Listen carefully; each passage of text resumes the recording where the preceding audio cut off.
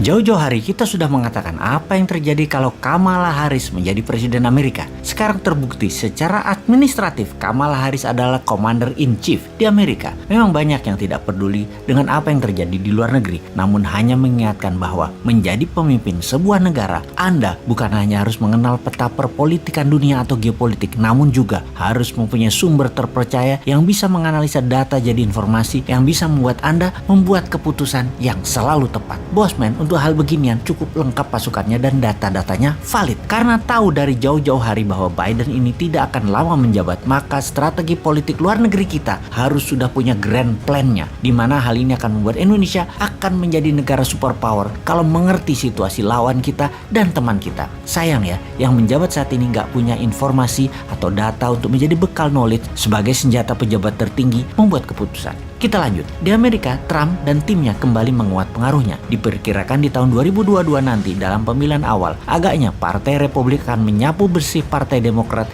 di Senat dan di Kongres. Trump saat ini adalah pengendali Partai Republik di Amerika. Kemungkinan besar kebijakan Amerika di tahun 2022 adalah mulai serang Tiongkok secara lebih frontal. Hot war akan mungkin terjadi, walau dunia lebih senang dengan Cold War, perang spionase, perang intelijen, perang dagang, perang cuaca, namun agaknya hot war bisa terjadi dan ground floor-nya atau battlefield-nya adalah Taiwan. Kita semua mengetahui setelah Tiongkok meluncurkan virus kemudian muncul vaksin dan kemudian PCR. Di Indonesia doang sih PCR, kalau di negara lain PCR itu buat yang sakit. Di sini di Indonesia PCR tuh buat semuanya, yang sakit terutama yang sehat. Semua itu lebih kita kenal dengan istilah pandemi. Ini semua adalah masalah demand dan supply. Dalam bisnis, kemampuan create demand adalah kunci sukses. Untuk pandemi kali ini kita tidak usah jelaskan mana yang supply, mana yang demand. Anda pasti sudah pinter. Kemudian masalah climate change. Ini hanya akal-akalan istilah. Lebih tepat kata-katanya bukan climate change, tapi climate warfare atau perang cuaca. Perang cuaca juga merupakan rencana bisnis, yaitu create demand dan menyediakan supply. Kita semua tahu cuaca ekstrim tercipta akan mengakibatkan kekurangan pangan di seluruh dunia.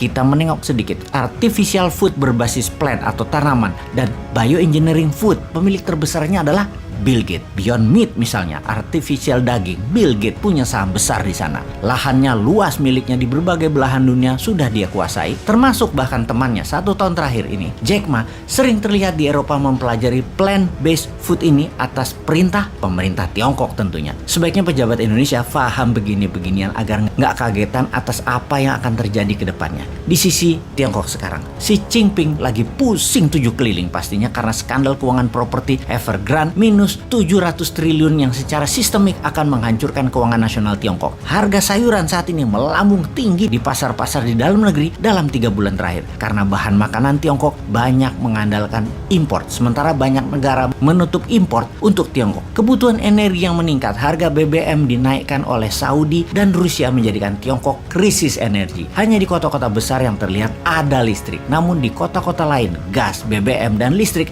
bermasalah besar di Tiongkok. Aktifnya mesin-mesin produksi ternyata membuat cuaca ekstrim terjadi di Tiongkok yang menyebabkan polusi berat hampir di semua wilayah pantai timur Tiongkok. Efek gejala memburuknya keadaan dalam negeri tersebut terjadilah panik buying di masyarakat saat ini. Rencana Xi Jinping untuk tidak kehilangan muka di dalam negeri, yaitu Tiongkok berjanji akan melakukan aneksasi atau penggabungan Taiwan, agaknya akan menjadi isapan jempol. Tiongkok tidak akan punya kekuatan logistik diperkirakan untuk menyerang Taiwan. Makanya kalau Newman jadi Commander in Chief di Indonesia, maka seluruh produk yang menuju Tiongkok alias barang ekspor ke Tiongkok seperti batu bara, nikel dan bahan baku lainnya ditahan, jangan dikirim. Maka Tiongkok pasti panik, akan bertekuk lutut itu Tiongkok di depan Newman. Lalu seperti Putin dengan Trump, dijadikan Trump Presiden Amerika di 2024 dan Indonesia harus bermain. Jadikan Trump di tahun 2024 Presiden Amerika, namun pastikan hutang IMF Indonesia dinolkan, lunas. Tirulah cara Putin tersebut. Lalu apa yang kita lakukan? Cyber army para buzzer akan dipakai untuk memainkan ke negara adik kuasa tersebut,